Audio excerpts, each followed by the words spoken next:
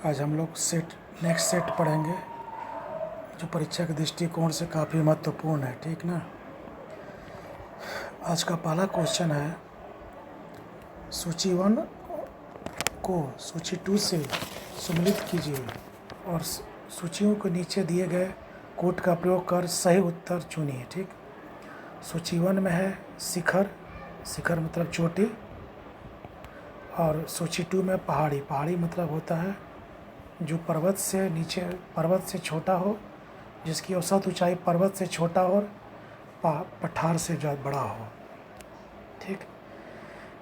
तो पहाड़ी मतलब हो गया कि एक लंबी श्रृंखला, और शिखर मतलब हो गया उसी पहाड़ी में एक छोटा सा एक पहाड़ी जो सबसे ऊंचा हो। ठीक। उसे मिलाने के लिए बोला। पहला अनाई मुड्डी है। ठीक है। तो अनाई मुड्डी हो गया अन्नामलाई। दोदा बेटा हो गया नीलगिरी। धूपगढ़ हो गया सतपुड़ा में है। गुरु शिखर हो गया अरावली में। तो इसका आंसर क्या होगा? सी। ए का पहला का सी। देखो अब इससे क्या क्या क्वेश्चन पूछ सकता है।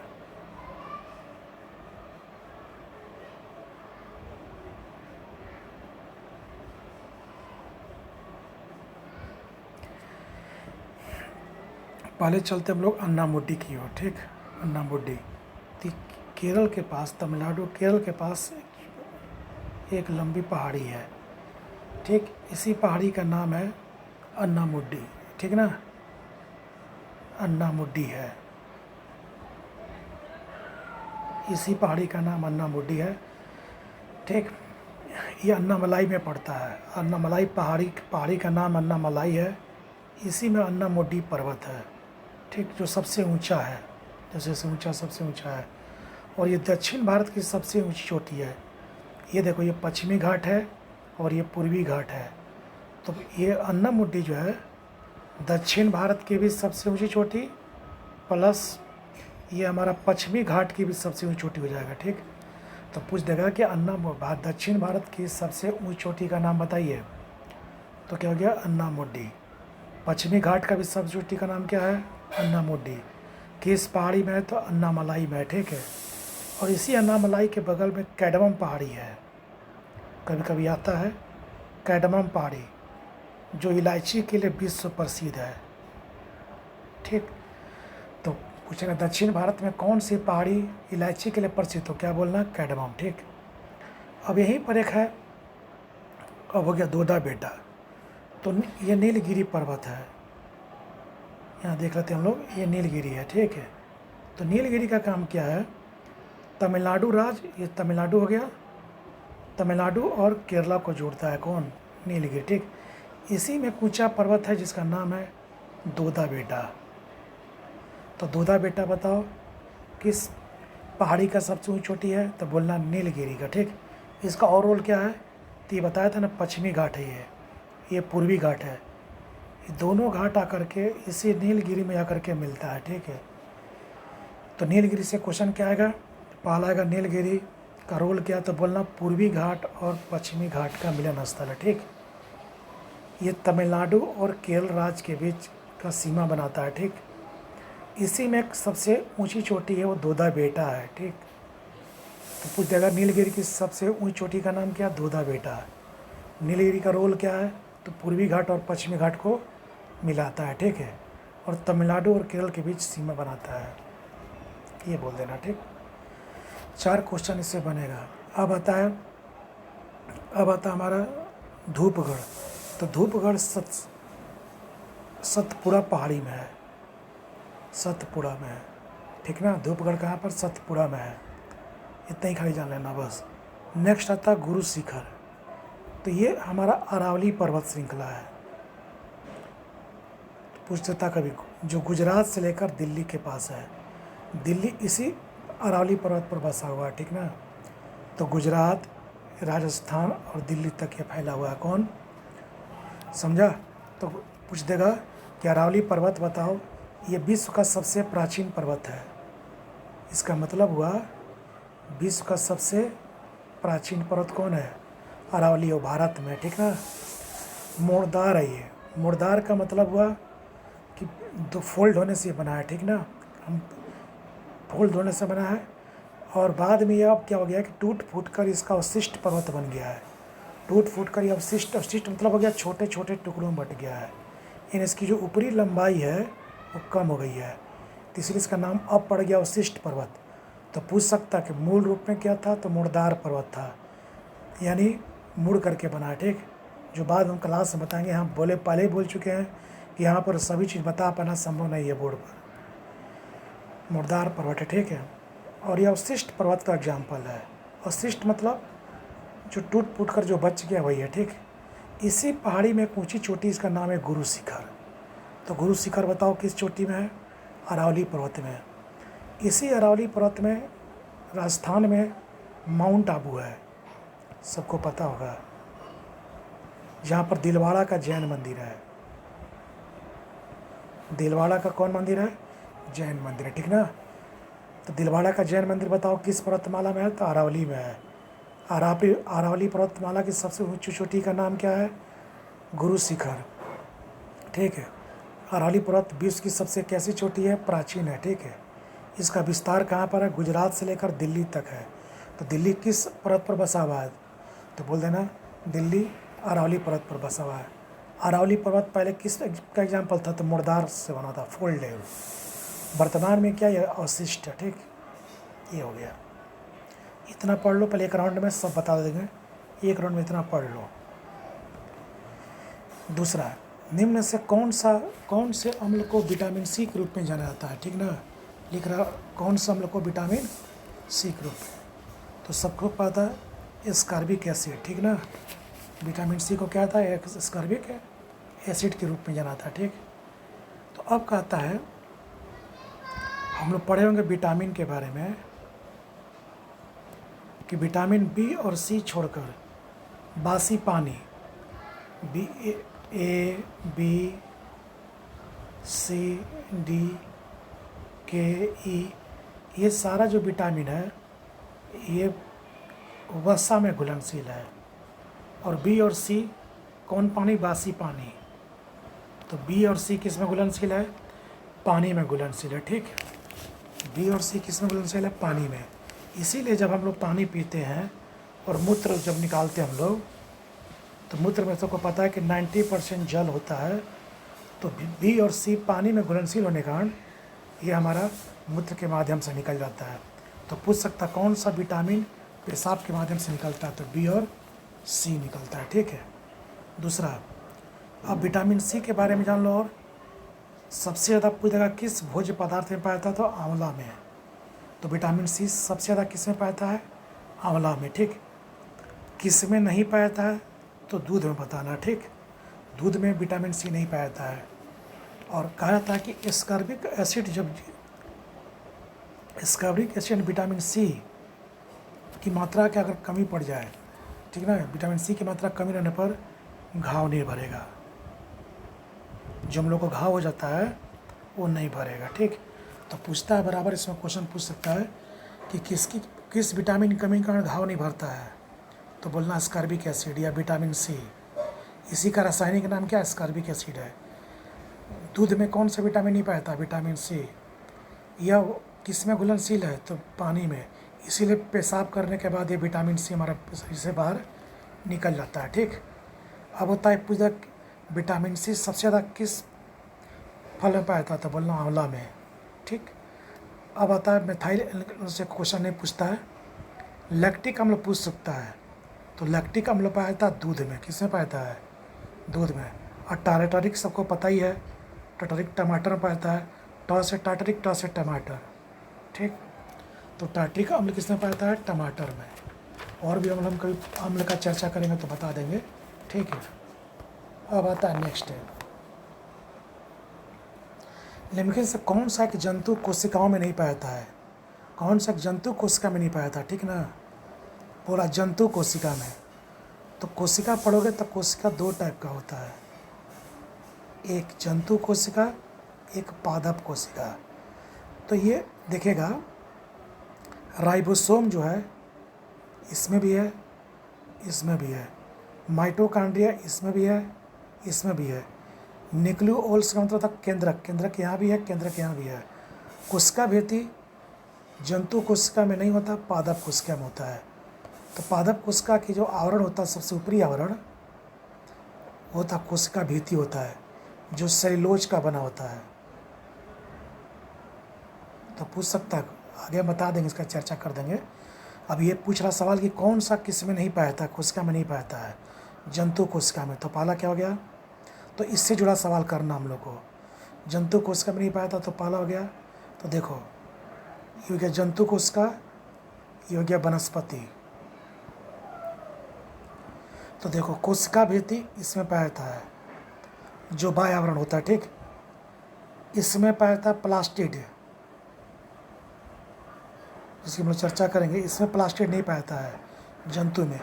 इसमें पाया था सेंट्रोओल्स, सेंट्रोसोम और लाइसोसोम, ये तीनों इसमें नहीं पाया था, ठीक ना। ये ध्यान रखना है, ये ध्यान रखना है कि किसी में कौन चीज़ नहीं पाया था। तो प्लास्टिड जो था, सुने हो ल्यूकोप्लास्ट, जो खनिज वसा को का संचरण करता पौधे में। क्रोमोप्लास्ट सुना होगा, जो पौधे में रंग के लिए जिम्मेदार होता है। और क्लोरोप्लास्ट, जो प्रकाश संश्लेषण के दौरान यानी फोटोसिंथेसिस के दौरान पौधों को भोजन बनाने में मदद करता है, ठीक है। तो प्लास्टिड हो गया। तो प्लास्टिड और भित्ति ये वनस्पति में पाया था, जंतु में नहीं पाया था। सेंट्रोसोम, सेंट्रोओल्स, लाइसोसोम, ये किसमें पाया था, जंतु में। किसमें नहीं, वनस्पति में नहीं, ठीक। इतना ही जान लो, इसमें भी इतना ही जान लो। अब आता हल्का फुल्का एक और जान लो। राइबोसोम का काम क्या है, इसका खोज किया था पैलाडे ने, और इसी का काम है प्रोटीन का निर्माण करना। तो राइबोसोम का काम क्या है, प्रोटीन का निर्माण करना, इसीलिए इसको प्रोटीन का संश्लेषण स्थल भी कहा था। किसको, ये, ठीक। और क्लास जब आगे निकलेगा टॉपिक ड्रिप करा देंगे। माइटोकॉन्ड्रिया को बोलते हैं पावर हाउस। क्या बोलते हैं हम लोग, पावर हाउस। पावर हाउस ये होता क्या है कि श्वसन जो हम लोग करते हैं, तो माइटोकॉन्ड्रिया, इसका मैं स्पेशल बता देंगे, ठीक। क्रिस्टी होता है, वही श्वसन क्रिया में भाग लेता है। और यही कहता है कि जब ग्लूकोज टूटता है तो 36 खंड में बढ़ जाता है। वही 36 खंड में बढ़ता है तो एटीपी के रूप में ऊर्जा क्या होती है, संचित हो जाती है। और वही संचित ऊर्जा कहाँ होती है, तो माइटोकॉन्ड्रिया में। इसलिए इसको पावर हाउस बुलाता है, ठीक। इसको क्रेब्स चक्र के बारे में पता करना। क्रेब्स ने, वैज्ञानिक ने देखा था 1937 में, कैसे टूटता है, कैसे संचित होता है। इसका हम लोग आगे कभी माइटोकॉन्ड्रिया का स्पेशल बता देंगे, ठीक। तो पहले जान लो, आज का टॉपिक था कौन अंतर है, कौन नहीं पाया था, ठीक ना। तो नहीं पाया क्वेश्चन यही पकड़ना, जंतु में जो पाया था, वनस्पति में 2 पाया था है, जो इसमें नहीं है। इधर से 3 बोलना, इधर नहीं है, ठीक। नेक्स्ट, निम्न से कौन सी कोशिका, अगर किसी कोशिका का सुसाइड बैग कहता है, तो लाइसोसोम को क्या कहता है, सुसाइड बैग। अभी बताए थे माइटोकॉन्ड्रिया के बारे में, हल्का फुल्का माइटोकॉन्ड्रिया के बारे में बताया था अभी हम। किसका खोज किया था, किसने, अल्टरमैन ने, अल्टरमैन ने। और इसका नामकरण किया था कि इसका नाम बेल्डा। तो नामकरण बोलेगा तो बेल्डा, खोजा था अल्टरमैन ने।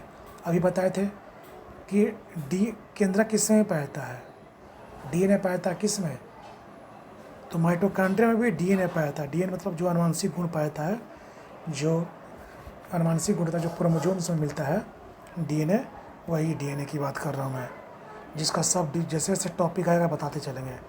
लाइसोसोम को आत्महत्या की थैली कहता है। तो लाइसोसोम क्या होता है उसको जान लो। तो लाइसोसोम का काम क्या, जो भी बाहरी आलतू फालतू पदार्थ हैं जो जीव द्रव्य में प्रवेश करते हैं तो उनको ये मार देता है, ये जला देता है। कभी कभी क्या होता है, कभी कभी अचानक इसमें, इसी लाइसोसोम में क्या होता है, 24 प्रकार के एंजाइम पाते हैं, ठीक। उसी में एक एंजाइम का नाम है हाइड्रोलाइट है, हाइड्रोलाइट, ठीक। तो कितने प्रकार के एंजाइम पाते हैं, 24। उसमें एक एंजाइम का नाम क्या, हाइड्रोलाइट। तो वही कहता है कि जब कभी कभी थैली फट जाता है, लाइसोसोम का थैली जब फट जाता है तो उसमें से 24 प्रकार के एंजाइम निकलते हैं बाहर। उसी में सबसे खतरनाक है हाइड्रोलाइट। वो क्या करता है, पूरे जीव द्रव को सुखा देता है, जिसमें सारी कोशिकाएं तैरते रहते हैं, सुखाता है। सूखने के बाद क्या होता है कि सारे जीव द्रव मर जाते हैं और वहाँ पर कोशिका क्या होती है, डेथ कर जाती है। तो देखता होगा वहाँ पर ब्लैक रंग का स्पॉट होता है, जब कोशिका मरती है तो ब्लैक रंग का क्या होता है, स्पॉट होता है। तो उसी को बताए। तो हाइड्रोलाइट एक प्रकार का क्या एंजाइम है जो किसमें पाता है, इसलिए कहते हैं लाइसोसोम। जब खुद ही मर गया तो जब खुद ही बचाने वाला खुद क्या हो गया, मर गया। बचाता कैसे था, विभिन्न प्रकार के विषाणु जीवाणु जब प्रवेश करते थे तो उनको ये मार देता था, और अब खुद ही मर गया, इसलिए इसका नाम पड़ा है लाइसोसोम, को कहा था सुसाइड बैग। ठीक है, अब आता है इसी में प्लास्टिड बताए थे 3 प्रकार का, भी तुरंत पीछे। नेक्स्ट, इसमें 1857 ईस्वी को की क्रांति को राष्ट्रीय विद्रोह की संज्ञा दी गई है। राष्ट्रीय विद्रोह, तो इसमें लोग आगे भी पढ़ेंगे हम लोग, जब आएगा टॉपिक इसका, तो राष्ट्रीय विद्रोह की संज्ञा दी गई है। तो लॉरेंस ने पूछ सकता है कि लॉरेंस ने क्या कहा था, 1857 विद्रोह को सैनिक विद्रोह। सावरकर ने कहा था प्रथम स्वतंत्रता संग्राम। डिरेली क्या था, राष्ट्रीय विद्रोह। तो 1857 के विद्रोह को हर वैज्ञानिकों ने हर उस समय के इतिहासकारों ने, हर उस समय देखने वाले लोगों ने अपने अपने स्तर से प्रेडिक्शन किया है। इसीलिए यहाँ पर अंतर सबका अलग अलग है, किसी ने कुछ और कहा, किसी ने कुछ और कहा। तो 1857 के विद्रोह को राष्ट्रीय विद्रोह किसने कहा था, तो डिजरेली ने। तो इसका कोड रखना है ला से डीरा, ला से लॉरेंस, सा से सैनिक विद्रोह, डीरा डी से डिजरेली, रा से राष्ट्रीय विद्रोह। ठीक, ये ध्यान रखना। उसके बाद जाओगे इसी में तो देखना, जब 1857 का विद्रोह जब ख़त्म हो जाएगा 1800, इसी में देखो 2-3 क्वेश्चन बताते हैं क्या है इसको, इसके बारे में जान लो। इसको कह सकता है कि नंगी हड़ताल, नंगी हड़ताल कराया। इसको अपने नग्न आँखों से किसने देखा था, तो मिर्ज़ा गालिब ने। इसका कभी पूछता प्रतीक चिन्ह क्या था, तो कमल और रोटी। ठीक है, पूछता कभी 10 मई को विद्रोह शुरू हुआ था, जब कभी क्लास में और टॉपिक आएगा मैं बता देंगे उसमें। ठीक है, इसी विद्रोह के बाद एक पील आयोग का गठन हुआ था, सुनना दम ध्यान से, पील आयोग है। तो पूछता है कि पील आयोग का गठन किस घटनाक्रम के बाद हुआ था, तो पील आयोग का गठन क्या था, सुनो, सैनिक पुनर्गठन था।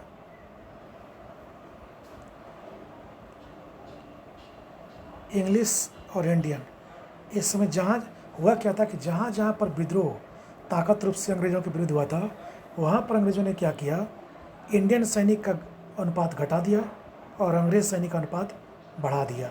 यही था पील आयोग। तो पील आयोग किस लिए बना था, ताकि अंग्रेज़ों के विरुद्ध 1857 के विद्रोह में भारतीयों ने जो विद्रोह किया था, उसी विद्रोह को कहीं कहीं पर दबाने में काफ़ी मशक्क़त का सामना करना पड़ा। तो अंग्रेज़ों को लगा कि जहाँ जहाँ पर अति संवेदनशील था, जहाँ जहाँ पर अंग्रेज़ों को काफ़ी दिक्कत आई, वहाँ पर उन्होंने क्या किया, सैनिक का पुनर्गठन किया। उसी के लिए कमेटी बनाई थी पील आयोग। ठीक, और गठन किया और कहा कि जहाँ जहाँ पर अति संवेदनशील बेल्ट है, वहाँ पर हिंदुस्तानी सैनिक कम किया जाए और अंग्रेज़ सैनिक बढ़ा दिया जाए। ठीक, नेक्स्ट, निम्नलिखित में से कौन सा एक सही सम्मिलित नहीं है। पिट्स इंडिया एक्ट 1784 में हुआ था, इसी गवर्नर पर महाभियोग लगा था। तो पूछता है कि कौन सा गवर्नर था जिस पर महाभियोग लगा था, वारेन हेस्टिंग्स। देखना, हेस्टिंग्स 2 है, एक वारेन है और एक लॉर्ड हेस्टिंग्स है। तो हेस्टिंग्स 2 है, कौन कौन, एक वारेन और एक लॉर्ड हेस्टिंग्स है। ठीक है, ये ध्यान रखना।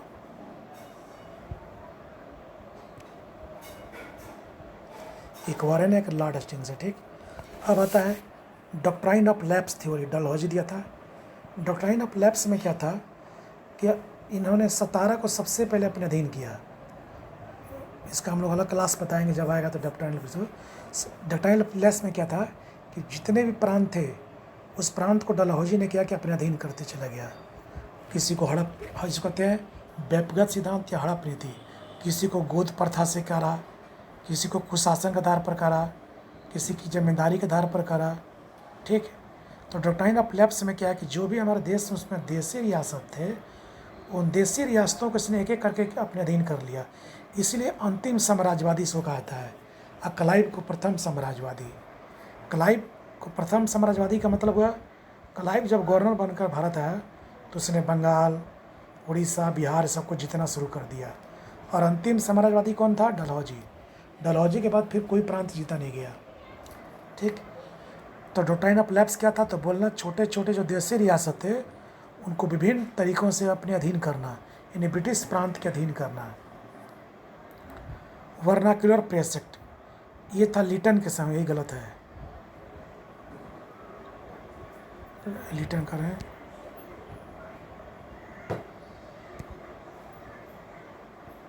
ये रिपन के समय था। ठीक है, किसके समय था? ये रिपन के समय था, वर्नाक्युलर प्रेस एक्ट है। ठीक है, ये क्या था? देखो इसमें क्या था कि आज़ादी की लड़ाई में देखा गया था कि भारतीयों ने प्रेस के माध्यम से अंग्रेज़ों की करतूतों को छापने लगे, जिससे अंग्रेज़ों के विरुद्ध लोगों में डर पैदा हुआ। लोगों को लगा कि हमारी आज बदहाल के लिए अंग्रेज ही जिम्मेवार हैं। इस कारण से कहा कि प्रेस के माध्यम से आंदोलन को और मजबूती आई। तब अंग्रेज़ों को लगा कि आंदोलन की मजबूती में प्रेस की बहुत बड़ी भूमिका है। तभी रिपन ने क्या किया? लॉर्ड लिटन ने क्या किया? वर्नाक्युलर प्रेस एक्ट आया और सोम प्रकाश पत्रिका को इसने क्या? वर्नाक्युलर प्रेस एक्ट, इसमें कहा गया था कि जो पत्रिका अपना छापेगा, पेपर छापेगा, वो अपना हमको क्या करेगा? उसकी प्रति दिखाएगा, अंग्रेजी भाषा में छापना होगा। मेन था सोम प्रकाश पत्रिका। सोम प्रकाश पत्रिका उस समय अंग्रेज विरोधी गतिविधियों में काफ़ी लिप्त था। तो अब क्या हुआ? सोम प्रकाश पत्रिका को इसके तहत क्या किया गया? प्रतिबंध लगा दिया गया। तो पूछता है कि वर्नाक्युलर प्रेस एक्ट के तहत किस पत्रिका पर प्रतिबंध लगाया गया था?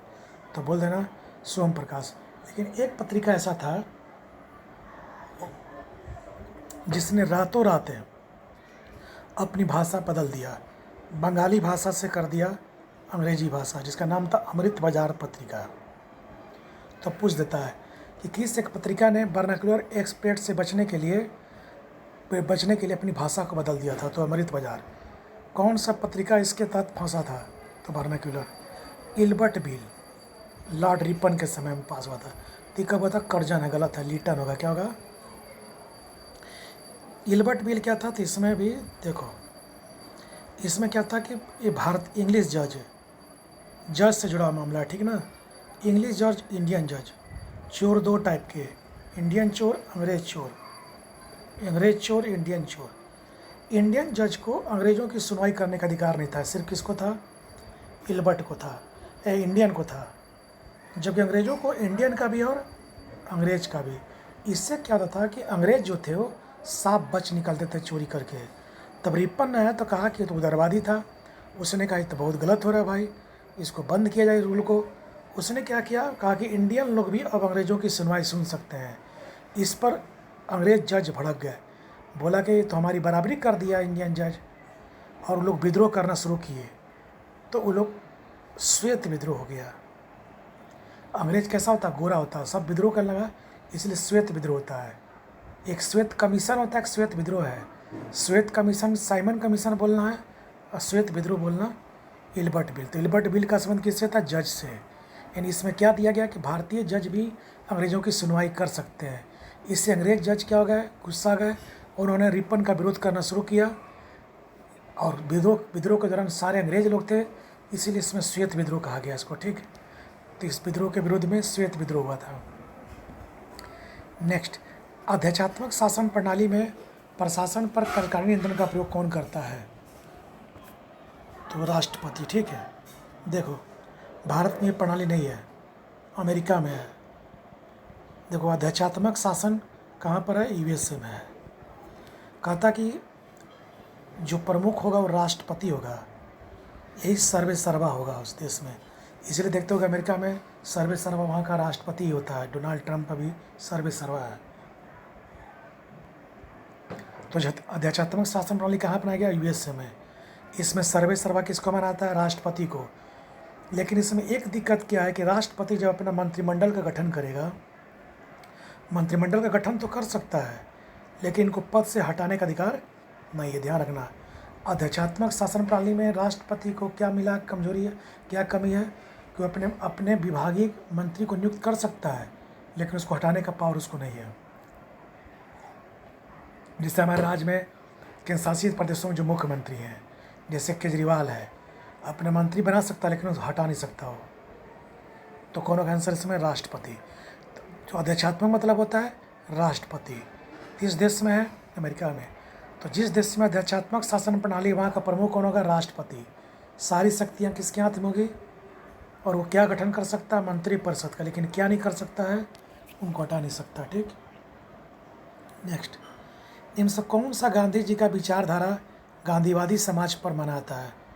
तो शीर्ष पर मनाता। देखो, तो गांधी जी का सत्याग्रह भी था, स्वराज भी था, सर्वोदय भी था, लेकिन सबसे शीर्ष माना था अहिंसा। उन्होंने कहा था कि अहिंसा ही हमको सत्य मार्ग की ओर ले जा सकता है। अगर देश में अहिंसा नहीं होगा तो अपनी सारी कार्य, सारी मांगें मनवा सकते हैं। तो उन्होंने कहा कि एक समाजवाद को तभी आगे बढ़ावा मिल सकता है जब लोगों में हिंसा नहीं हो, आपस में भाईचारा रहे। तो भाईचारे पर उन्होंने सबसे प्राथमिकता दिया था कि भाईचारा रहेगा तभी हम सत्य के लिए सब मिलकर आग्रह कर सकते हैं, तभी अपने स्वराज की मांग कर सकते हैं, तभी सभी वर्गों का उदय हो सकता है। तो उन्होंने सबसे प्राथमिकता किसको दिया था? अहिंसा पर। और हिंसा नहीं होनी चाहिए किसी भी सूरत हाल में। ठीक।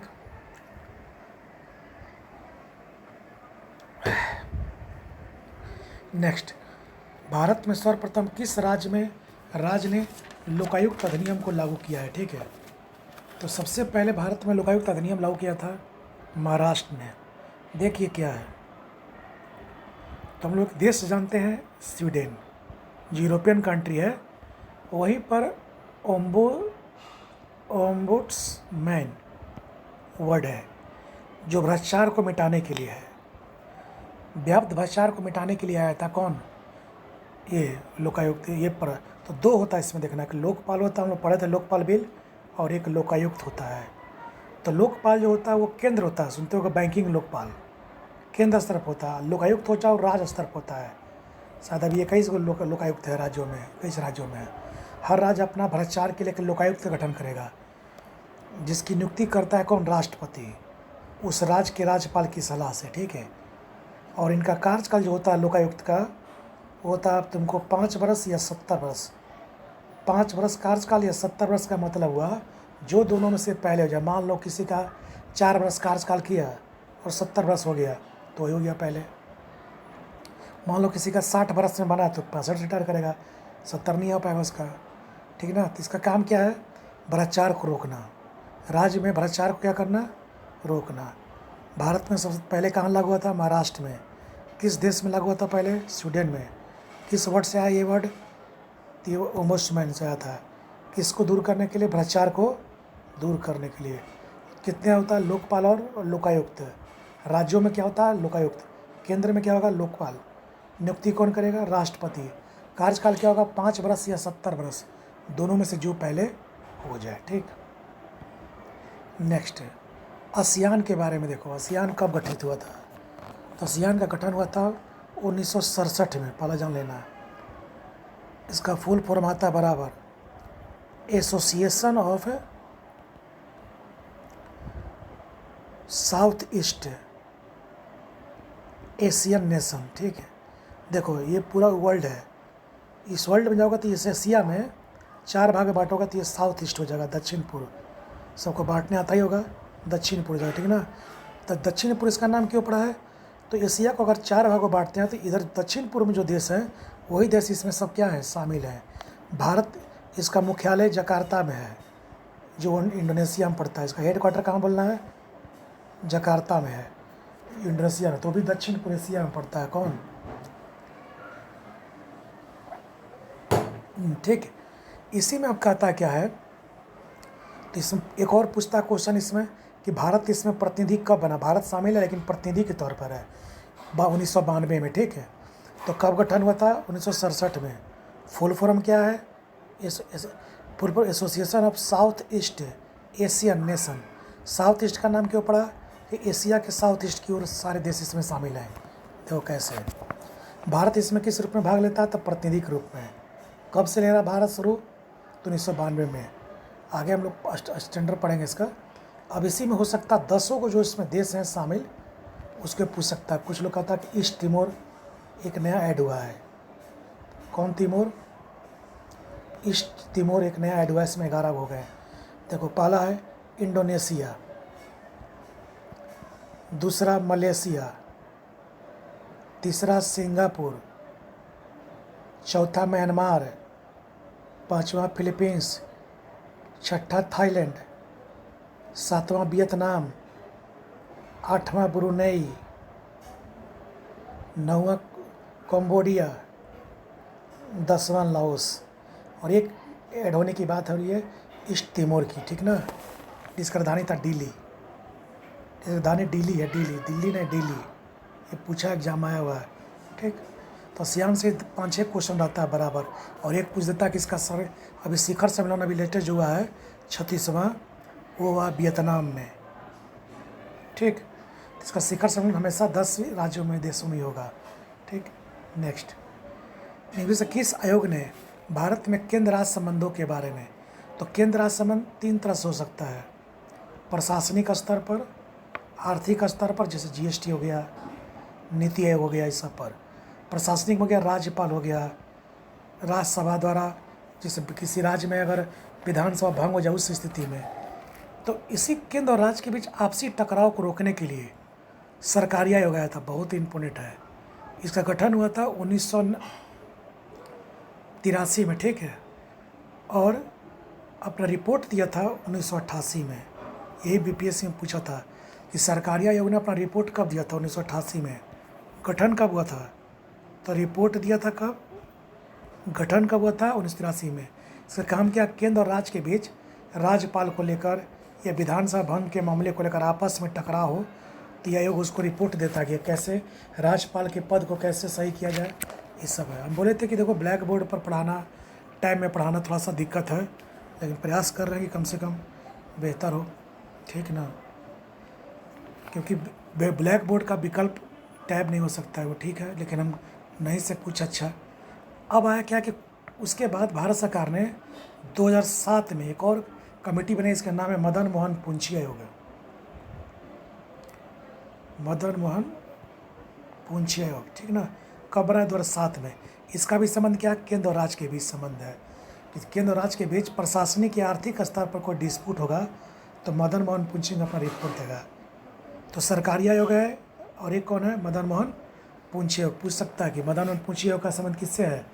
तो केंद्र और राज्य के बीच आपसी संबंध को मजबूत करने से, ठीक ना। ये बता देना, ठीक। बहुत इंपॉर्टेंट है। कब गठन हुआ? 83 में। रिपोर्ट कब दिया? ये, ठीक। नेक्स्ट, किस प्रकार की सरकार में संप्रभुता, किस प्रकार की सरकार में संप्रभुता जनता में निहित होती है? तो हम लोग प्रस्तावना जब टॉपिक पढ़े थे तो इसमें देखा था जनतंत्र में। जनतंत्र क्या? जन मतलब क्या हुआ? जनता। तंत्र में क्या होता? शासन। राजतंत्र में किसके पास होगा? राजा के पास होगा। अधिनायकवादी में किसके पास होगा? किसी एक व्यक्ति के पास होगा। जनतंत्र में क्या होगा? जनता के लिए। संप्रभुता किस में नहीं थी हमारी? जनता में। संप्रभुता का मतलब क्या होता है? इसका मतलब वह 2 तरह से रखना है। एक, जो भारत का जो संविधान बना, उस संविधान जो निर्माता थे उसमें जनता की भूमिका थी, यानी जनता के लिए ही संविधान बना है, ठीक। और एक जनतंत्र में क्या है? संप्रभुता में, जनता में एक संप्रभुता का मतलब क्या होता है कि हमारा देश स्वतंत्र है, चाहे राजनीतिक रूप से, चाहे आर्थिक रूप से, सामाजिक रूप से हम स्वतंत्र निर्णय लेने में क्या है? सक्षम है, किसी के अधीन नहीं है, ठीक। तो हमारी संप्रभुता किस में नहीं थे? जनता में नहीं थे। यानी जनतंत्र में जनता ही देखते हो कि चुनाव करती है, अपना प्रत्याशी चुनती है, उनको वोट देकर जिताती है और लोकसभा में भेजती है कि जाइए देश के लिए क्या कीजिए, नीति बनाइए। तो इसलिए कहता है कि जनता अगर कल चुनाव बहिष्कार कर देगा तो कोई लोकसभा में बैठ नहीं सकता है। बैठ जाएगा कल अभी मान लो बिहार में विधानसभा का चुनाव होने वाला है, अगर जनता कल कह दे कि कोई भी किसी नेता को हम वोट नहीं देंगे तो क्या विधानसभा में चले जाएगा? साहब नहीं जाएगा, ठीक। नेक्स्ट, इसलिए संप्रभुता किस में नहीं थे? जनता में नहीं थे, ठीक। 12 क्वेश्चन था, ठीक है।